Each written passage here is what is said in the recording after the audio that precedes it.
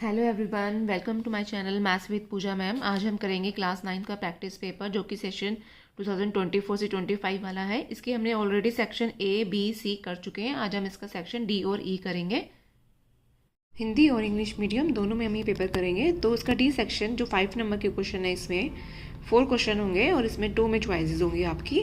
तो 32 question number है। A B is a line segment, P and Q are the points on the opposite side of A B such that each of them is equidistant from the point A and B. Show that the line PQ is perpendicular bisector of AB. Hindi में है AB एक रेखाखंड दिया हुआ है आपको, P और Q AB के विपरीत और इस प्रकार बिंदु A और B हैं कि उनमें से प्रत्येक बिंदु A और B से समान दूरी पर है। तो आपको बताना है PQ AB का लंब समद्विभाजक है। हमें टू प्रूव करना है कि जो AC है वो इक्वल है BC के और angle PCA plus angle PCB is equal to 180 degree. तो angle PCA equal to angle PCB is equal to angle, आपको ये प्रूव करना है कि ये दोनों एंगल 90 डिग्री के हैं और AC is equal to BC है। तो इसका सॉल्यूशन देखते हैं। देखो, सबसे पहले हम ट्राइंगल लेंगे। in triangle PAQ and triangle PBQ.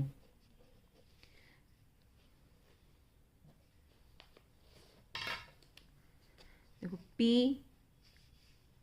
PAQ ये वाला ट्राइंगल इधर और PBQ, इन दोनों ट्राइंगल में जो ये वाली लाइन है ये आपको गिवन है, ये इक्वल है। PA PB के इक्वल दे रखा है और यहीं पे यहाँ पे आपकी यहाँ पे दो लाइन ऐसे भी थी, इक्वल दूरी पे है ना। Q वाला पॉइंट A और B से इक्वल पे है, तो ये आपका AQ और BQ भी इक्वल है। अब आप देखोगे ये जो साइड है दोनों ट्राइंगल का पार्ट है PQ, तो साइड साइड और ये साइड, तो बाय ट्रिपल एस कॉन्ग्रुएंसी से आपके ये दोनों ट्राइंगल PAQ और PBQ कॉन्ग्रुएंट हो गए। Triangle PAQ congruent to triangle PBQ सरगामसम हो गए बाय SSS कॉन्ग्रुएंसी रूल। अब आपने ये भी साइड ये साइड तीनों साइड से हो गया, तो आप ये लिख लेंगे इसको। PA is equal to PB given है ये आपका, AQ is equal to BQ and PQ is equal to PQ, ये कॉमन। रीज़न ज़रूर देना है आपको, चाहे गिवन हो तो यहाँ पे जब भी गिवन लिखना है, दिया गया है।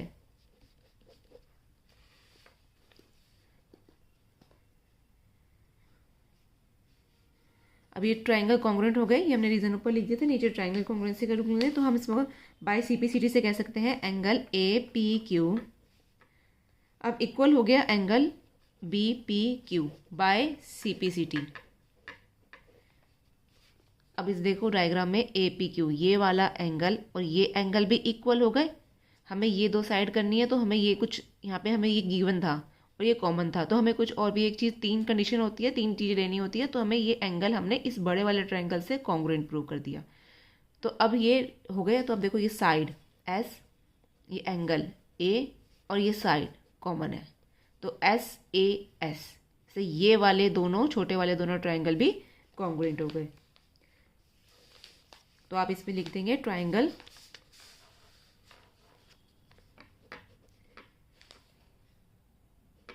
ये है आपका PAC एंड ट्रायंगल PBC,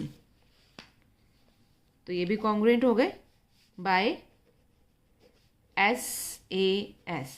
तो ये भी ट्रायंगल दोनों कॉन्ग्रुएंट हो गए SAS कॉन्ग्रुएंसी रूल से। अब दोनों कॉन्ग्रुएंट हो गए, तो दोनों का पार्ट है ये इधर, यहाँ पे पॉइंट है ये C, तो AC is equal to BC by CPCT। तो हमारी एक कंडीशन तो हमने कर दी है प्रूव। अब हमें प्रूव करना है कि दोनों 90 डिग्री के भी है, परपेंडिकुलर भी है, मतलब लंब समद्विभाजक है ये। तो अब 90 डिग्री के लिए आपको देखो क्वेश्चन में दे रखा है A B is a line, ये एक रेखाखंड दे रखा था, लाइन है। तो आपके जो एंगल है P C A plus angle P C B, ये आपका 180 डिग्री हो जाएगा। और ये दोनों ही एंगल इक्वल भी हैं, क्योंकि हमने अभी प्रूव किया है कि ये दोनों ट्राइंगल कॉन्ग्रुएंट है। तो ये इसी का पार्ट है, इधर ये एंगल और इधर एंगल, तो ये दोनों भी क्या होंगे, equal by C P C T. अब इक्वल भी है दोनों और दोनों का सम 180 डिग्री है। तो angle P C A is equal to angle P C B is equal to angle 180 degree by 2 that is 90 degree. तो दोनों ही 90 डिग्री के हो गए। अब क्वेश्चन 32 का आपका और वाला पार्ट भी है, जिसमें दे रखा है A D is an altitude of an isosceles triangle A B C in which A B is equal to A C. Show that A D bisect करता है और A D bisect angle A को भी करता है और B C को भी करता है। तो हिंदी में दे रखा है ये एक ए डी एक समद्विबाहु त्रिभुज ए बी सी का शीर्षलंब है। शीर्षलंब जो होता है एल्टीट्यूड वो 90 डिग्री पे बनता है, और जिसमें ए बी और ए सी दो ये भुजाएं बराबर दे रखी हैं। तो आपको बताना है ए डी जो है बी सी को समद्विभाजित करता है और एंगल ए को भी समद्विभाजित करता है, मतलब दो बराबर भागों में काटता है। तो इसका और पार्ट करते हैं। तो एक ट्राइंगल है आपका ए बी सी, और इस पर ये एल्टीट्यूड जो है ये 90 डिग्री का होगा, ये हो गया पॉइंट डी। तो ए डी बाइसेक्ट कर रहा है, मतलब समद्विभाजित कर रहा है बी सी को। अब ए डी इसको बाइसेक्ट कर रहा है, इसका मतलब आपको क्या प्रूव करना है, आपको प्रूव करना है B D is equal to C D. जो ये बी डी है ये सी डी के इक्वल है, और ए डी सेकेंड में आपको प्रूव करना है ए डी बाइसेक्ट कर रहा है एंगल ए को। तो ये एंगल और ये angle B A D is equal to angle C A D. ये दो आपको चीज़ें इसमें प्रूफ करनी है। तो फर्स्ट करते हैं सबसे पहले A D bisect B C. तो A D bisect B C है, तो इसमें हम दो ट्राइंगल ले लेते हैं, in triangle B A D and triangle C A D. क्योंकि जो बी डी पार्ट है वो इस और इधर इन दो ट्राइंगल का पार्ट है, तो हमें ये दोनों कॉन्ग्रुएंट प्रूफ करने पड़ेंगे। तो अब कॉन्ग्रुएंट के लिए हमें एक गिवन है ये, क्योंकि ये आइसोसेलेस समद्विबाहु त्रिभुज है, ठीक है। तो अब आप लिख सकते हो कि A B is equal to A C given, और A D is equal to A D ये कॉमन है,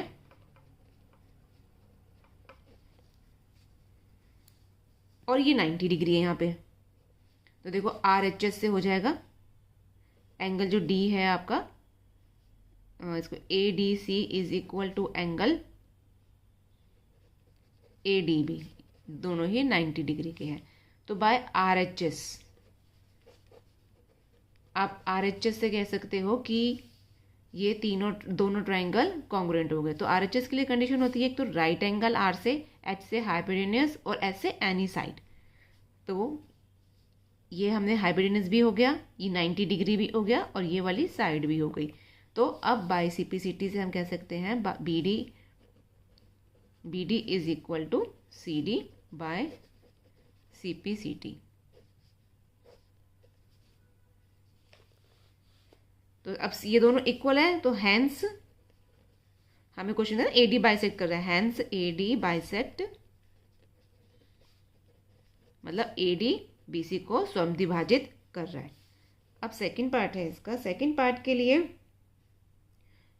यहाँ पे हमें ट्राइंगल ये भी लिख देंगे, यहाँ पे कॉन्ग्रुएंट हो गए, यहाँ पे कॉन्ग्रुएंट हो गए बाय आर एच एस।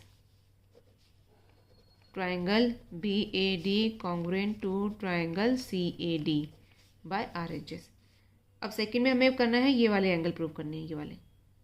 तो देखो ये अभी हमने प्रूव ही किया, दोनों ट्राइंगल कॉन्ग्रुएंट है। तो बी ए डी जो एंगल बी ए डी है वो एंगल सी ए डी के इक्वल होगा। क्यों होगा? क्योंकि ट्राइंगल जो है बी ए डी कॉन्ग्रुएंट है, because triangle B A D congruent to triangle C A D.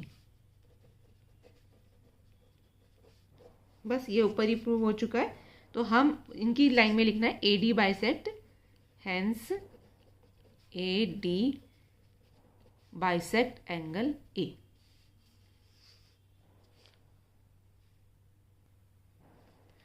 ना क्वेश्चन नंबर 33, आपको इफ x दे रखा है ये वैल्यू और y दे रखी है, तो आपको find the value of x square plus y square plus x y. X और y इतना है तो x square y square plus x y का आपको मान निकालना है। तो मतलब आपको इसको सिंप्लीफाई करना है, पहले x को सिंप्लीफाई करो और फिर y को करो, फिर इसमें हम वैल्यू पुट करेंगे। तो क्वेश्चन नंबर 33, जब देखो ये इसको रैशनलाइज करना पड़ेगा क्योंकि इसके डिनोमिनेटर में हमें इर्रेशनल नंबर दे रखा है, अपरिमेय संख्या है, तो इसको हम रैशनलाइज करेंगे। अब रैशनलाइज करने के लिए क्या करते हैं, जो ये संख्या होती है इसी को ऊपर लिखते हैं, यहाँ पे साइन चेंज कर देते हैं बस। y का इस साइड कर देते हैं √3 प्लस √2, दोनों सेम ही नंबर है, बस x और y दोनों के साइन चेंज है। √3, अब यहाँ पे माइनस था तो इधर हम √3 प्लस √2 करेंगे।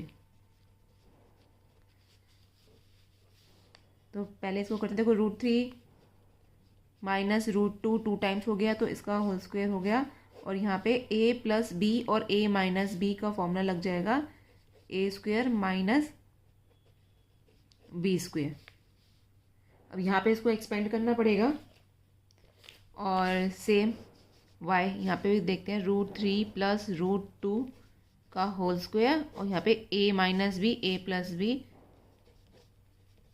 तो a square minus b square. या आप आइडेंटिटी यहाँ पे लिख देंगे a plus b a minus b is equal to a square minus b square. अब इसका ब्रैकेट यहाँ पे फॉर्मूला इक्वल लिख रहा है a माइनस बी का होल स्क्वायर। तो a माइनस बी का होल स्क्वायर क्या होता है, इसको भी यहाँ पे लिख देते हैं a माइनस बी का whole square a square minus 2ab plus b square. ऐसे ही सेम यहाँ पे a प्लस बी का होल स्क्वायर लगेगा, तो a प्लस बी का whole square a square plus 2ab plus b square. तो जो आइडेंटिटीज आप क्वेश्चन में यूज़ करोगे ना वहाँ आपको बतानी पड़ेगी। तो a माइनस बी का होल स्क्वायर का फॉर्मूला यहाँ पे इसको लगाएंगे, तो ये हो गया a स्क्वायर माइनस 2ab, और ये आपका प्लस में b स्क्वायर। ये स्क्वायर से स्क्वायर रूट कैंसिल हो जाएगा, 3 माइनस 2 आ जाएगा यहाँ पे। सेम इसको यहाँ पे करते हैं y को, a square plus b square plus 2ab, और सेम स्क्वायर से स्क्वायर रूट कैंसिल, तो 3 माइनस 2। अब यहाँ से भी स्क्वायर से स्क्वायर रूट कैंसिल, तो ये आ गया 3 माइनस, इसको √3 और √2 को मल्टीप्लाई करके ये √6 आ जाएगा, तो 2√6, और यहाँ से भी ये कैंसिल हो गया, यहाँ आ गया 2, और नीचे डिनोमिनेटर में आ गया 1। तो इसको पहले कर लेते हैं 3 प्लस 2, ये आपका आ गया 5 माइनस 2√6 बाय 1 था तो उसको हम ऐसे ही छोड़ देंगे, ये आंसर आ गई x की वैल्यू। और यहाँ पे स्क्वायर से स्क्वायर रूट कैंसिल, उसका भी हो गया, 2 का इसका भी हो गया, ये हो गया 2, और यहाँ पे 2√6 डिनोमिनेटर में आपका 1 आ गया। इसको सिंप्लीफाई करोगे तो ये आ गया 5 प्लस 2√6। तो a 5 माइनस 2√6, b 5 प्लस 2√6। अब हमें लेकिन यहाँ पे क्या चाहिए, x स्क्वायर की वैल्यू चाहिए, है ना। तो इसको x तो आपको ये आ गया, तो इसको x स्क्वायर जब हम करेंगे तो 5 माइनस 2√6 का होल स्क्वायर, दोबारा से हमें करना पड़ेगा यहाँ पे होल स्क्वायर का फॉर्मूला। तो ये a स्क्वायर 5 का स्क्वायर माइनस 2a, अब जो आपका b है यहाँ पे ये 2√6 ये पूरा है, तो ये यहाँ पे भी 2√6 का होल स्क्वायर, ये आपका b है पूरा। अब ये आ गया 25 माइनस, इसको आप सॉल्व करोगे 20√6। अब 2 का स्क्वायर तो 4 हो गया, और √6 का स्क्वायर जब करोगे तो स्क्वायर से स्क्वायर कैंसिल हो जाएगा, तो 4 मल्टीप्लाई 6, तो ये हो गया 24। 25 प्लस 24 ये 49 माइनस 20√6। ऐसे ही इसको सॉल्व कर लेते हैं। ये इसका 5 + 2√6 का स्क्वायर करेंगे जो आपके वाई स्क्वायर के इक्वल है। तो सेम वही वैल्यूज़ हैं, बस यहाँ पे प्लस का साइन आ जाएगा। तो मैं इसको डायरेक्ट लिख देती हूँ यहाँ पे। तो जब आप इसको सॉल्व करोगे ये हो जाएगा 49 + 20√6। ए स्क्वायर एक्स स्क्वायर मिल गया, वाई स्क्वायर मिल गया। हमें क्वेश्चन में और क्या चाहिए था, एक्स और वाई। तो एक्स और वाई का मल्टीप्लाई भी करना है। तो एक्स वाई, एक्स की वैल्यू मिल गई, एक्स आपका ये था 5 - 2√6 और वाई था 5 + 2√6। अब ये again a - b a + b का फॉर्मूला बन गया, a² - b²। तो 5 का स्क्वायर - 2√6 का स्क्वायर, तो ये हो गया 25। और ये हमने अभी सॉल्व भी किया था यहाँ पे 24। तो इसकी वैल्यू क्या आ गई, 1 आ गई। ये एक्स वाई की वैल्यू आई है 1। तो जितनी वैल्यूज आपकी आए जा रही है ना, आप उनको हाईलाइट करते जाना अपने आंसर शीट में भी। अब सारी जो इक्वेशन थी, इक्वेशन क्या थी, x² + y² + xy। x² ये रहा 49 - 20√6, y² है हमारा ये y²। 49 + 20√6 और xy हमारा 1 है। 49 + 49 ये आपका हो गया 98, 98 + 1 99, और ये -20√6 + 20√6 ये हो गया कैंसिल। तो आपका वैल्यू आ गई 99। Now come to question number 34. Abhilasha participate in Diwali Mela with her friends for the charity to Center of Handicraft Children. They donate rupees 3600 to the center from the amount earned in Mela. If each girl donates rupees 150 each girl and each boy donates 200. तो आपको linear equation बनानी है। तो क्या है ये, अभिलाषा जो है विकलांग बच्चों के केंद्र की चैरिटी के लिए दिवाली मेले में भाग लेती है और मेले में 3600 रुपये को दान करती है। हर एक लड़की 150 रुपये दान करती है और हर एक लड़का 200 रुपये। तो आपको दो चर में रेखिक समीकरण बनाना है। तो रेखिक समीकरण बनाना है दो चरों का, एक्स और वाई का यूज़ करके। तो क्वेश्चन नंबर 34 आप कैसे लिखोगे इसको, ईच गर्ल डोनेट, मतलब हर एक लड़की, यहाँ पे आप लिखोगे हर एक लड़की डोनेट करती है हिंदी में। Each girl donate rupees 150। Each boy, हर एक लड़का कितना करता है, डोनेट्स रुपीज़ 200। ठीक है। तो एक्स वेरिएबल हमने ले लिया कि माना कि जो एक्स है वो गर्ल को रिप्रेजेंट कर रहा है और जो बॉय है उसको वाई वेरिएबल रिप्रेजेंट कर रहा है। तो ये आपका लिख देंगे आप, x represent number of girls, y represent number of boys. तो आपकी क्या इक्वेशन बन जाएगी, 150, हर एक लड़की 150 रुपीज़ डोनेट कर रही है तो 150 एक्स और बॉय 200 वाई। टोटल कितना करा है, 36 रुपीज़, 3600। तो ये आपका बन गया रेखिक समीकरण, इक्वेशन इन 2 वेरिएबल। ठीक है, इसका होगा ये फर्स्ट पार्ट। अब सेकंड है, if number of girls are 8 find the number of boys. अब गर्ल्स 8 है मतलब x 8 है। अगर लड़कियां 8 है तो लड़कों की संख्या बतानी है। 8 है x की वैल्यू तो y आपको निकालना है इसमें। अब पुट कर देंगे सोल्यूशन में, 150 x की जगह 8, 200 y 36। तो 150 को जब 8 से करेंगे तो ये आपका आ जाएगा 200, नहीं तो 150 into 8 is 1200 plus 200 y is equal to 3600। तो 200 वाई हम एक साइड रखेंगे और 1200 को इस साइड ले जाएंगे और ये प्लस का इधर जाके माइनस का हो जाएगा और ये माइनस करने पे आ गया 2400। तो वाई की वैल्यू हो गई 200, मल्टीप्लाई हो रहा है इससे वाई से, तो इधर जाके इससे डिवाइड हो जाएगा और 200 यहाँ पे। तो ये आंसर आ गया आपका 12। अगर 8 गर्ल्स हैं तो बॉयज़ क्या होंगे, 12 होंगे, तभी ये इतनी राशि आपकी बनेगी टोटल। तो y की वैल्यू 12। इसका और वाला पार्ट भी है, right 3y is equal to 8x in the form of this, also find the values A B C and 2 solution निकालने। अभी ये इक्वेशन है 3y,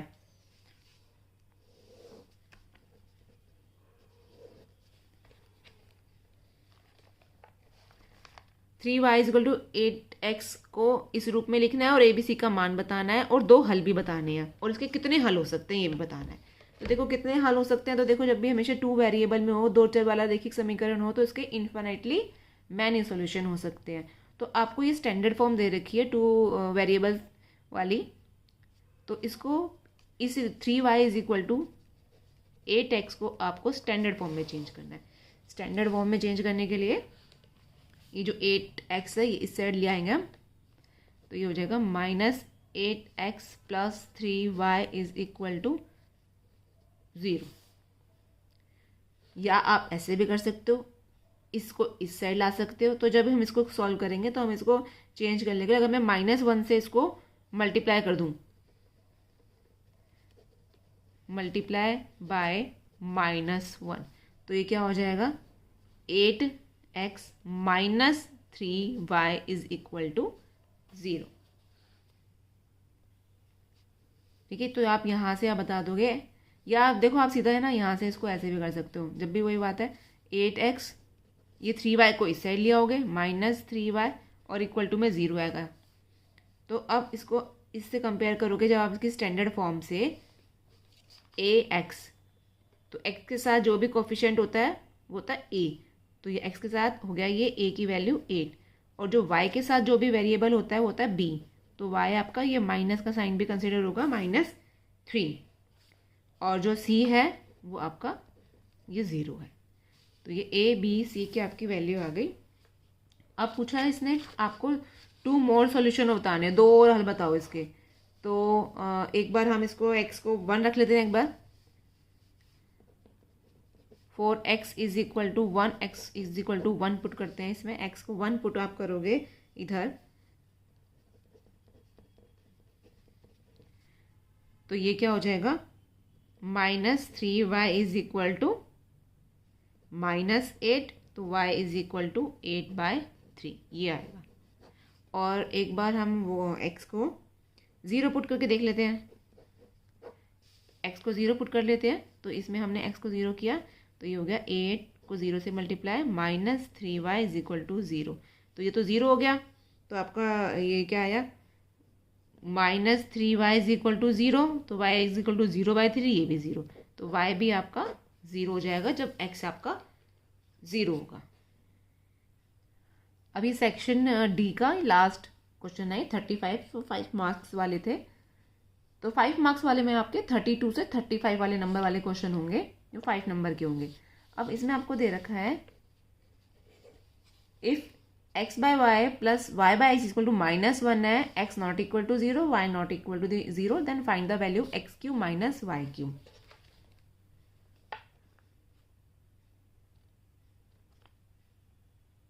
question 35, x³ minus y³ आपको निकालना है अगर ये गिवन है तो आपका। तो x³ माइनस y³ ये एक आइडेंटिटी है, a³ माइनस b³। क्या फॉर्मूला होता है x minus y next bracket में x² plus xy plus y², ये आपकी आइडेंटिटी होती है। हमें यही लगानी है इसमें। अब इसको पहले सिंप्लीफाई कर लेंगे, जो ये ऐसे टर्म दे रखी है ना, ये इसको थोड़ा हमें सिंप्लीफाई करना पड़ेगा। x/y plus y/x is equal to -1, यहाँ इसको एलसीएम ले लेंगे, ये हो जाएगा xy, और यहाँ पे इधर x इससे मल्टीप्लाई हो जाएगा x² और y से मल्टीप्लाई हो जाएगा। अब ये आ गया -1। अब इसको क्रॉस मल्टीप्लाई कर लेंगे इधर, तो x² plus y² is equal to -xy। अगर मैं इसको इस साइड ले आऊँ,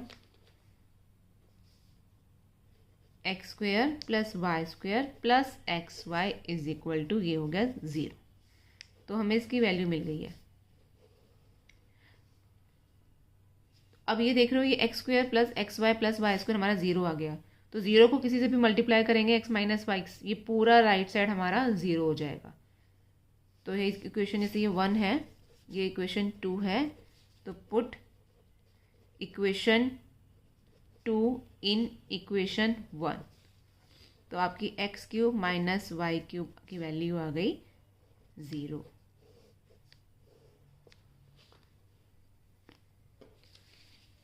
नाउ क्वेश्चन सेक्शन ई आपके सारे केस स्टडी बेस्ड क्वेश्चन है, 4 नंबर के होंगे ये।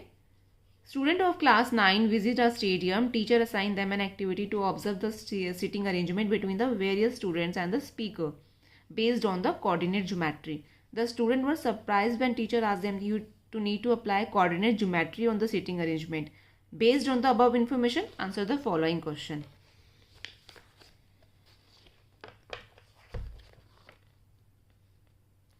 देखो कक्षा 9 के छात्र स्टेडियम में गए, वहाँ पे सिटिंग अरेंजमेंट था ये कुछ, तो आपको ये ग्राफ में देख के इसके सारे आंसर देने हैं। तो उसका फर्स्ट क्वेश्चन है y अक्ष से बिंदु की लंबवत दूरी, जो y आपका ये एक्सिस है, इसमें जितने भी ये बिंदु दे रखे हैं, पॉइंट्स दे रखे हैं, इनकी कितनी लंबवत मतलब परपेंडिकुलर डिस्टेंस आपको निकालना है। Find the perpendicular distance of the point from the y axis. y axis आपकी ये है, इससे ये जो पॉइंट्स हैं इनकी परपेंडिकुलर डिस्टेंस, मतलब ऐसे आपको दूरी बतानी है y से कितना दूर है। तो देखो पॉइंट जो a है आपका,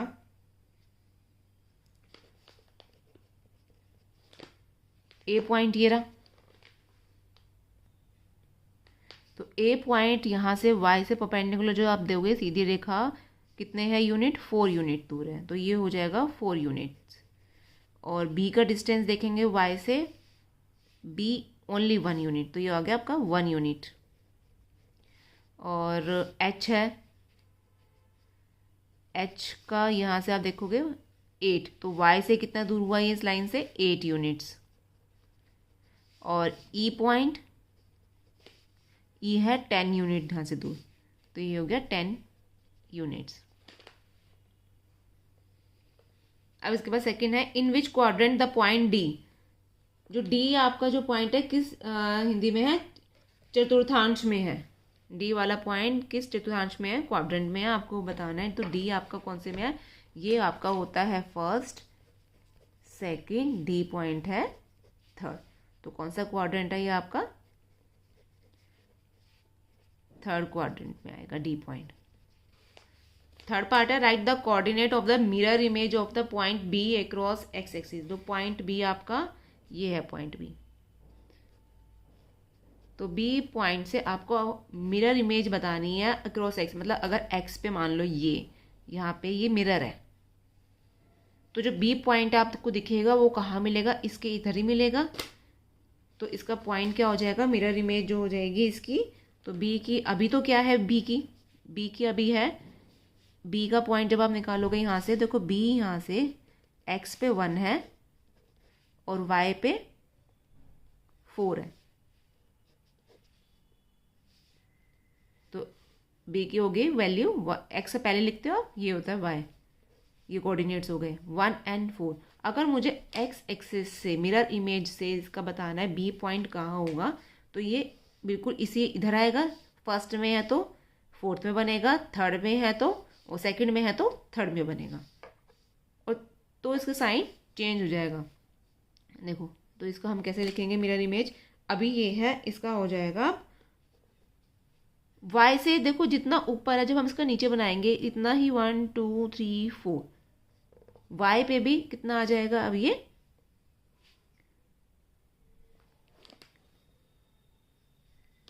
1 और ये -1। तो ये ध्यान रखना जब भी हम x के कॉरेस्पॉन्डिंग जब मिरर इमेज बताते हैं तो उसका जो है पॉइंट y का चेंज होता है, x तो उतना ही रहेगा, क्योंकि अगर x के क्रॉस बता रहे हो तो 1 देखो x यहाँ पे पॉजिटिव है, यहाँ पे भी पॉजिटिव है, तो जितनी जो वैल्यू ऊपर होगी वो ही नीचे रहेगी। बस ये हमारा क्वाड्रेंट y के लिए चेंज हो जाएगा, क्योंकि y देखो ऊपर फर्स्ट में पॉजिटिव है, y जब इधर आ जाएगा फोर्थ क्वाड्रेंट में मिरर इमेज इसकी इधर बनेगी, तो यहाँ पे y आपका नेगेटिव हो जाएगा। ऐसे ही अगर मैं पॉइंट देखो वाई के अक्रॉस देखूँ, वाई के अक्रॉस अगर मुझे बी का ही बताना है, ये बी पॉइंट यहाँ है, तो जब मिरर इमेज बनेगी तो ये यहाँ बनेगी, इसकी इस पॉइंट पे बनेगी। तो आप देख रहे हो यहाँ पे वाई आपका क्या था, पॉजिटिव था, तो इधर भी वाई पॉजिटिव है, बट एक्स चेंज हो जाएगा। एक्स यहाँ पे -1 था और यहाँ पे 1 था, यहाँ पे पॉजिटिव। तो जिसके अक्रॉस चेंज होता है उसका दूसरा पॉइंट चेंज होता है। तो यहाँ पे ये 1 और 4 को अक्रॉस एक्स एक्सिस पूछूंगी तो वाई का साइन चेंज होगा, अगर मैं वाई के अक्रॉस पूछूंगी तो एक्स का साइन चेंज हो जाएगा। इसका और वाला पार्ट है, write the abscissa of the point B and ordinate of the point C. अब ये क्या होता है, एब्सिसा हिंदी में हम बोलते हैं और वाला पॉइंट भुज, और इसको कोटि। तो बी बिंदु का भुज बताना है और बिंदु सी की कोटि बतानी है। एब्सिसा होता है भुज। अब एक्स वाला, इसको कौन सा पॉइंट होता है, एब्सिसा एक्स, और ऑर्डिनेट हमारा वाई, हिंदी में भुज और ये कोटि।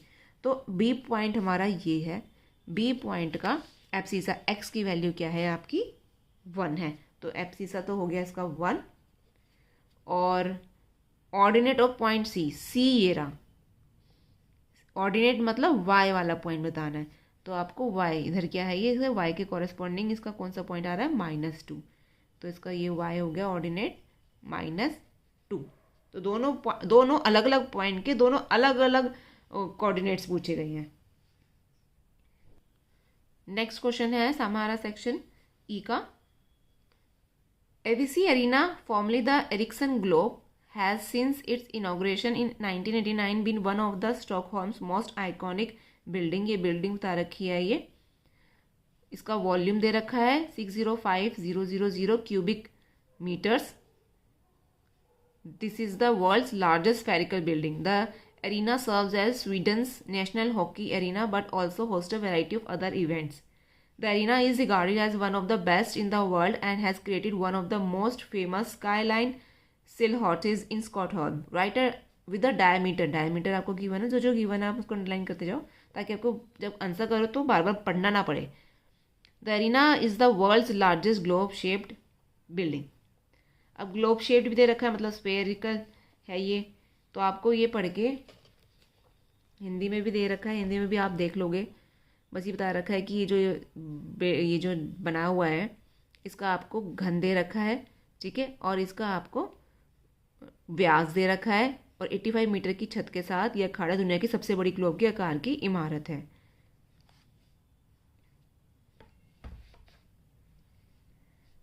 तो फर्स्ट क्वेश्चन है इससे related, what is the area of the circle of the base of the spherical structure.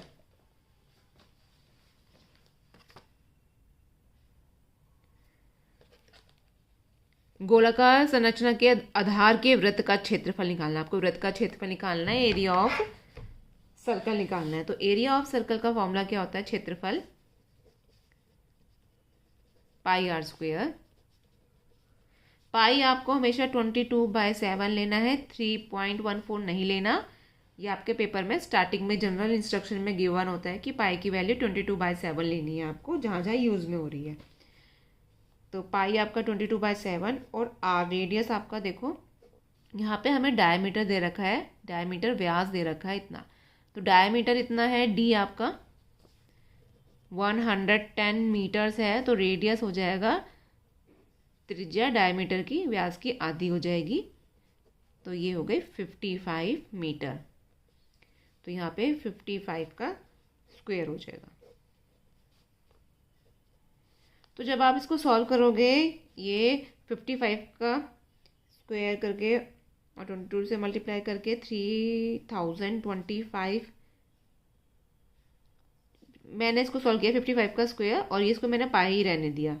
तो आप इसको सॉल्व जब करोगे तो अप्रॉक्सीमेट इसकी वैल्यू आएगी 9507.14। ये अप्रॉक्सीमेट हमने निकाली है, ठीक है। तो एरिया हमें क्षेत्रफल मिल गया हमें वृत्त का। अब इसका सेकंड पार्ट है, if the radius of a hemisphere is half then what will be the ratio of the surface area in these two cases. अगर रेडियस इसका हेमिस्फेयर का जो दे रखा है ये आधा हो जाएगा तो सरफेस एरिया का रेशो आपको निकालना है, उसमें क्या चेंज आएगा। यदि गोलार्ध की त्रिज्या आधी कर दी जाए तो इन दोनों की स्थितियों में सतह क्षेत्रफल का अनुपात, त्रिज्या आधी करने पे जो सरफेस एरिया है सतह क्षेत्रफल का अनुपात आपको बताना है क्या होगा। तो ये इसका फर्स्ट पार्ट था। सेकंड पार्ट देखो, जो होता है इसका हेमिस्फेयर हमें दे रखा है, हेमिस्फेयर का सरफेस एरिया, तो इसका फॉर्मूला होता है surface area of hemisphere is 2πr²। Surface area of hemisphere मतलब जो सतह का क्षेत्रफल है अर्धगोला का, इसका हो जाएगा 2πr²। अब ये जब इसकी जो रेडियस हमने जो व्यास के हिसाब से ली थी 110/55 थी, जब अब इसने कहा इसकी आधी कर दो, रेडियस इज हाफ, रेडियस इसको हाफ कर दो। तो रेडियस जब हाफ हो जाएगा तो सेकंड वाले जो हेमिस्फीयर बनेगा वो क्या हो जाएगा 2π, इसका आधा कर दोगे, मतलब इसका जो आधा हो जाएगा ये हो जाएगा। एक सरफेस एरिया ऑफ हेमिस्फीयर का पुराना ये था, आधा करने के बाद ये हो जाएगा। इनका रेशो निकालना है तो आप इसको ऐसे ही लिख लो, यहाँ इक्वल टू यहाँ आ जाएगा 2πr² और 2π इसका हाफ करने पे 2π कैंसिल, और ये जो 2 का स्क्वायर है ये 4 हो जाएगा और ये ऊपर आ जाएगा, और r² से r² भी कैंसिल हो जाएगा, तो क्या बचेगा खाली ऊपर 4 बचेगा। तो आपका ये आंसर आ गया 4:1। ये रेशो वाले क्वेश्चन हमेशा एक बार हर पेपर में एक क्वेश्चन तो ज़रूर आता है। अब इसके बाद का थर्ड पार्ट भी है। Calculate the volume of the spherical dome if the height of the dome is 21 metre.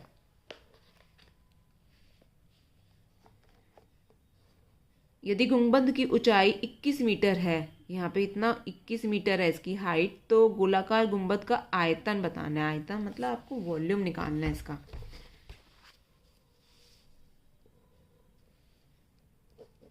तो ये हाइट मतलब जितना ये है यहाँ से ऊपर ये हाइट दे रखी है, तो इसका जो हेमिस्फेरिकल पार्ट हमें दिख रहा है तो इसका फॉर्मूला हो जाएगा 2/3 वॉल्यूम ऑफ हेमिस्फीयर का क्या हो जाएगा, वॉल्यूम ऑफ हेमिस्फीयर 2/3 πr³। पाई वही लोगे आप 22/7। अब देखो आर क्या होगा इसमें, रेडियस, इसमें आपको दे रखा है हाइट, ऊंचाई दे रखी है इसकी। ऊंचाई मतलब यहाँ से यहाँ, ये जो ऊंचाई है ये सेंटर से जो ऊंचाई दे रखी है बाहर जितना दिख रहा है ये ऊंचाई होगी, और ये क्या है ये रेडियस ही तो है। तो आपको जो ये ऊंचाई दे रखी थी इसकी हाइट, ये आपका रेडियस ही हो जाएगा 21 का क्यूब। तो जब आप इसको सॉल्व करोगे तो उसकी वैल्यू आ जाएगी 40, ये 44 हो गया, ये 21 हो गया, और 21 का क्यूब हो जाएगा 9261, और इसको सॉल्व करने पे आएगा 19,404 cubic metre.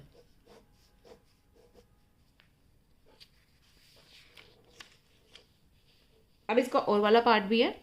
Find the cloth required to cover the hemispherical dome if the radius of the base is 90 metre.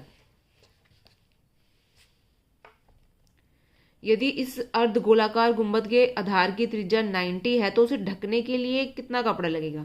अब कपड़ा कितना लगेगा मतलब जितना उसका सरफेस एरिया होगा, तो हमें मतलब इसमें सरफेस एरिया निकालना है। थर्ड के बाद इसका फोर्थ पार्ट, सरफेस एरिया का फॉर्मूला क्या होता है हेमिस्फीयर का, क्योंकि जितना पोर्शन ऊपर की तरफ है हमें उसको ढकना है, यहाँ पे इसको कवर करना है, तो यहाँ हमें आधा दिख रहा है, इसको आधे का हेमिस्फीयर का हम सरफेस एरिया निकालेंगे। तो सरफेस एरिया 2πr², अभी हमने इसके ऊपर रेशो को भी निकाला था, तो सरफेस एरिया 2πr², तो 2πr कितना होगा, रेडियस ऑफ इस बेस 90 हमें गिवन ही है, तो हम यहाँ पे r को 90 ले लेंगे। इसको सॉल्व करके 2π 90 का स्क्वायर हो गया 8100। अब आप इसको सॉल्व करोगे तो ये हमारा आ जाएगा 50893 स्क्वायर मीटर। तो ये सरफेस एरिया आया है, मतलब इतना ही आपका स्क्वायर मीटर आपको क्लॉथ रिक्वायर्ड होगा कपड़ा इसको ढकने के लिए। तो ये क्लॉथ रिक्वायर्ड भी यही हो जाएगा, cloth required to cover it is this.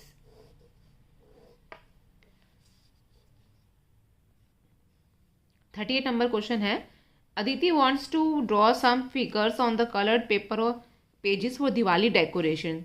So she opens compass of 7 centimeter and draw a circle with center O. She want to pin some decoration accessory at the center O at a point on the circle. She takes 2 point B and C on the circle and just joins them with O and A. मतलब इसको A से भी A आपका point ये वाला है, ओ ये वाला है। तो बेस्ड ऑन दिस आपको ये सर्कल वाला ही थ्योरम लगेगी यहाँ पे। Based on the above information answer the following, name the figure form by joining B C with O. इसको इसमें देख लेते हैं, इसमें कलर इमेज हिंदी में क्या दे रखा है। ये एक डायग्राम आपका बन गया है, कुछ ये दिवाली की सजावट के लिए कुछ बनाया था केंद्र ओ से, और इसका जो त्रिज्या ली थी 7 सेंटीमीटर का कंपास खोला था, तो मतलब वो आपकी त्रिज्या हो गई। तो पहला क्वेश्चन है, बिंदु बी और सी को ओ के साथ मिलाने पर कौन सी आकृति बनती है। मतलब अगर हम ज्वाइन करें बी और सी को ओ के साथ, तो कौन सा एक ट्रायंगल बन रहा है ना, ये यहाँ से ये बन गया और ये ज्वाइन हो गया, तो एक ट्रायंगल कौन सा बनेगा। देखो ये जो ओ सी है, ओ सी और ओ बी क्या है, ये रेडियस है और यहाँ से आपने ये तीनों को ज्वाइन कर दोगे तो ट्रायंगल बन रहा है। तो कौन सा ट्रायंगल बन जाएगा ये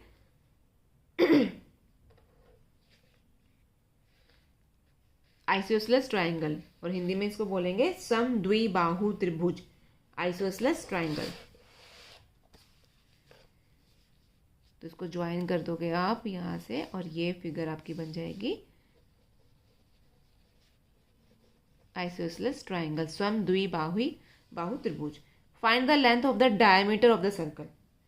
अब डायमीटर क्या होगा, आपको इसमें दे रखा है, उसमें 7 सेंटीमीटर का जब आप कंपास खोल के बनाओगे, ठीक है, जब आप कंपास यहाँ से 7 सेंटीमीटर खोलोगे तो यहाँ से ऐसे घूमता हुआ जाएगा, तो मतलब ये जो एरिया है ये क्या है आपका रेडियस है, ये जो, तो रेडियस आपको थे गिवन, रेडियस आपका 7 सेंटीमीटर था, तो डायमीटर होगा व्यास हिंदी में, तो व्यास कितना हो जाएगा इसका डबल हो जाएगा, 2r हो जाएगा, तो 2 × 7 = 14 सेंटीमीटर। थर्ड है, इफ BOC is 2a + 60 degree and BAC is 60, then find the value of angle, find the value of A। A आपका ये एंगल A वाला बताना है आपको। देखो ये BOC जो है आपका, BOC ये वाला एंगल आपको बता रखा है 2a + 60, और BAC आपका यहाँ पे ये 60 डिग्री दे रखा है।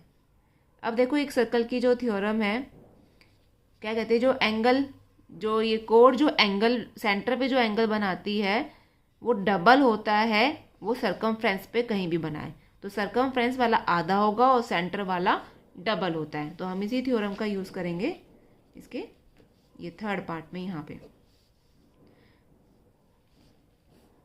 तो आप लिखोगे angle BOC is equal to 2 times of angle BAC। वो थ्योरम आप रीजन यहाँ पे लिख देंगे, जो वो थ्योरम है 2 टाइम्स होता है सेंटर वाला और सर्कमफ्रेंस से। तो BOC आपको दे रखा है यहाँ पे 2a + 60 डिग्री, 2a + 60, और BAC आपको 60 दे रखा है, तो ये हो गया 120 डिग्री, तो 2a और ये 60 इधर चला जाएगा, -60 हो जाएगा, तो a की वैल्यू क्या आ गई यहाँ पे, ये 60 और 2 यहाँ पे मल्टीप्लाई था, यहाँ जाके डिवाइड हो जाएगा, तो ये a आ गया आपका 30 डिग्री। अब a 30 हो गया, ये a की वैल्यू निकालनी थी, इसका और वाला पार्ट भी है, और में ये कह रहा है what will the value of reflex BOC and BAC if BOC is 70। BOC आपको ये 70 दे रखा है और ये रिफ्लेक्स बीओसी क्या होता है, यदि बीओसी 70 तो प्रतिवर्त बीओसी निकालना है, और बीएसी प्रतिव्रत मतलब रिफ्लेक्स निकालना है बीओसी का। तो एंगल बीओसी का जो रिफ्लेक्स होता है वो क्या होता है, ये वाला। देखो बीओसी ये 70 है, आपको मतलब ये वाला निकालना है, तो 360 में से 70 माइनस हो जाएगा। तो बीओसी का रिफ्लेक्स, यहाँ पे रिफ्लेक्स लिख देते हैं, reflex BOC is 360 degree minus angle BOC.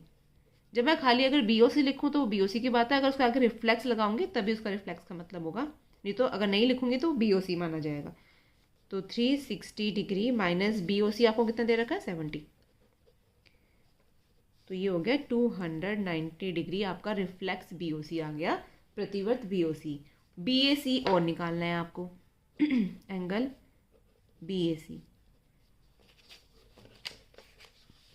देखो बीएसी हमने पहले 60 निकाला था, लेकिन ये और वाला पार्ट है, ठीक है, इसमें आपका अलग है मान, तो इसको अलग लेके चलना है। इसमें आपको बीओसी 70 दे रखा है, तो बीओसी जब 70 है तो बीएसी कितना होगा, बीएसी कितना होगा, 2 टाइम्स ऑफ एंगल, और यहाँ बीएसी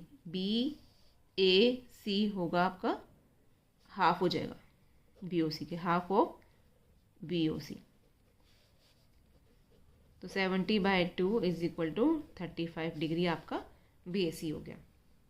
तो आपका ये वाला सैम्पल पेपर, प्रैक्टिस पेपर 2024 वाला, ये आपका कंप्लीट हो गया है।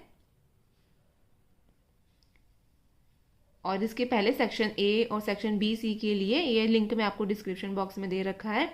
और for more such video subscribe this channel.